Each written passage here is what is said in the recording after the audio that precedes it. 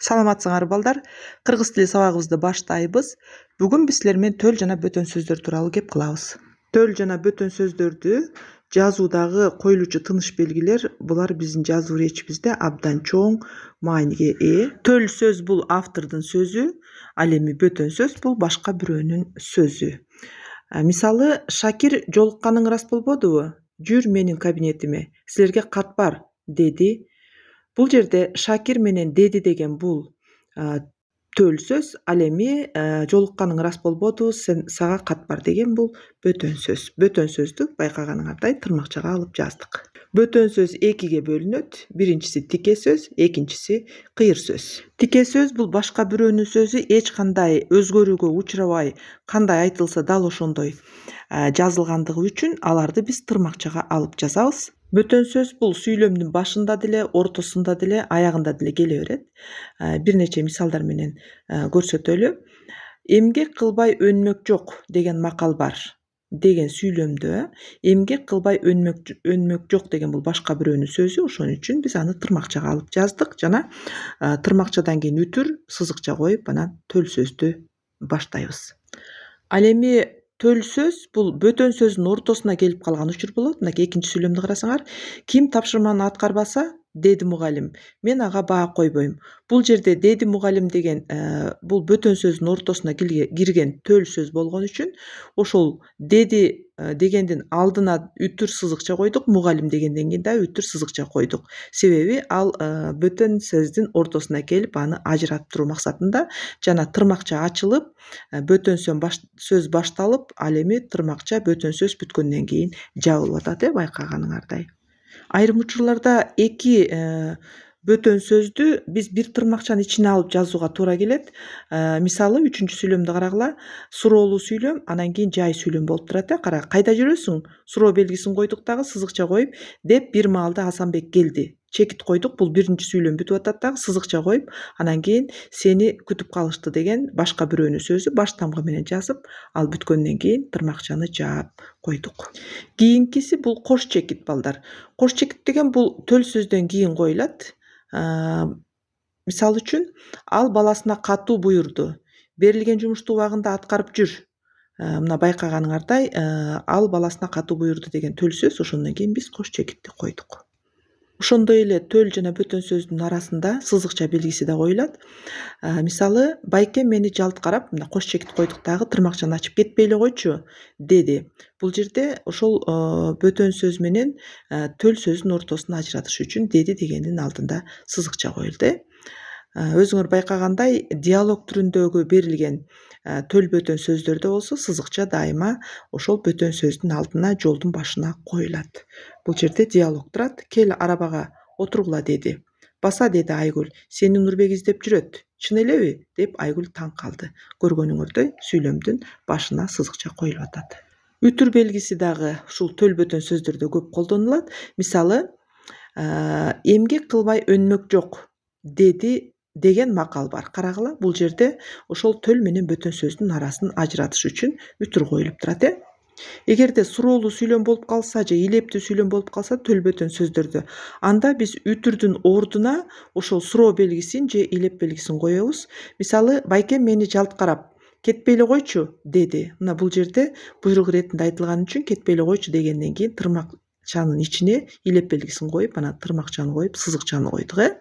Байкап карап көргүлө жакшылап. Ал эми кийинкиси суроолуу сүйлөм болгон үчүн, бүгүн сабакка барасыңбы, деди чоң эне.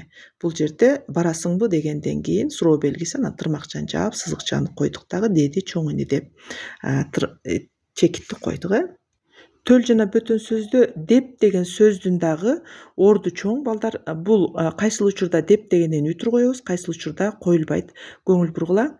Жатып эле кет деп байкем мени кетирбей койду. Бул жерде жатып эле кет дегенден кийин деп бир аз тыным болуп атпайбы? Мына ошон үчүн деп дегенден кийин биз үтүр белгисин койдук. Андан кийин кийинки сүйлөм уланды. Ал эми экинчи сүйлөмдө дептен кийин үтүр коюлган жок. Карагыла. Эне деген кандай баатыр деп ойлоду Асан. Бул жерде тыным жок, ошон үчүн үтүр белгисинин коюлушу талап кылынбайт. Бөтөн сөздүн биз тике сөзүн айттык. Ал эми кыйыр сөзүндө ал деле башка бирөөнүн сөзү, бирок кыйыр сөздө айтылган сөз же башка бирөөнүн сөзү эч кандай өзгөрүүсүз берилбестен бир аз автордун сүйлөө речине карата кошумча айтылат, кошулуп айтылат да. Мисалы, биринчи тике сөздө тырмакча калып жазып атпайбызбы? Таза бале эми боло турбайбы деп Эдигейдин эсеңгирей баштады деген ойду эми биз автордун сөзүн биз өзүбүздүн сөзүбүз менен кошуп айтып атабыз. Карагыла.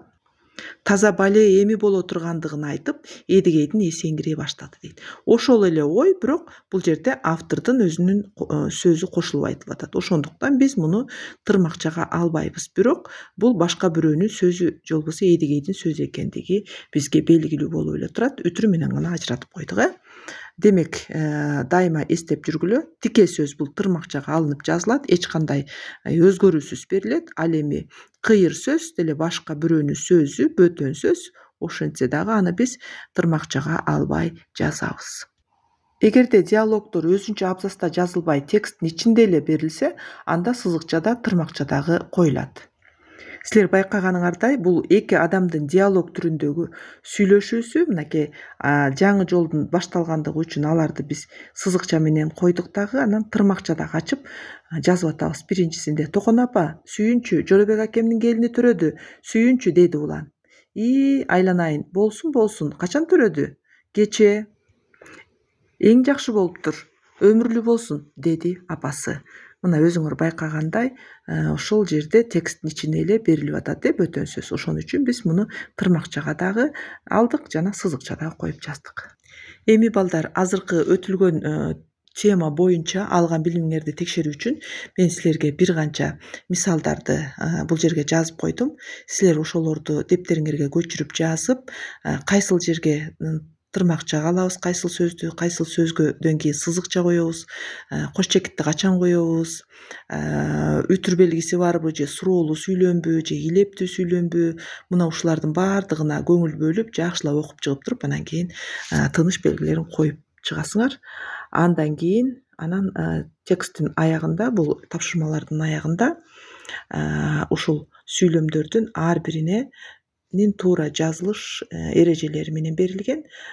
Эгерде силер жазып өзүңөргө дептериңерге тыныш белгилери менен сүйлөмдөрдү жазып бүткөн болсоңор, эми кайрадан ошол 7 сүйлөм берилген, ошонун ар бирин бирден карап, үтүр чекиттериңерди текшерип карап алсаңар болот. Кайсыл учурда кандай тыныш белгилерин койдуңар, кайсыл жерден кандай кемчиликтер кетиптир, аны кайрадан жогорудагы түшүндүрмө сабактан карап, эрежелерди бир сыйра дагы угуп, оңдоп алсаңар болот балдар. Ал эми кийинки тапшырмабыз болсо, берилген мисалдарды төл бөтөн сөз болуп кадимкидей эреже менен жазылып турат. Тике сөз бул жерде балдар. Эми ушуну силер кыйыр сөзгө айландырып жазып чыккыла. Берилген мисалдарды кыйыр сөздөргө айландырып чыккан болсоңор, эми ошол жазганыңарды бир сыйра бул туура жооптор менен текшерип алсаңар болот. Бүгүнкү төл жана бөтөн сөз, алардын жазылыш эрежелери силерге түшүнүктүү болду деп ойлойм. Анда эмесе көрүшкөнчө саламатта тургула.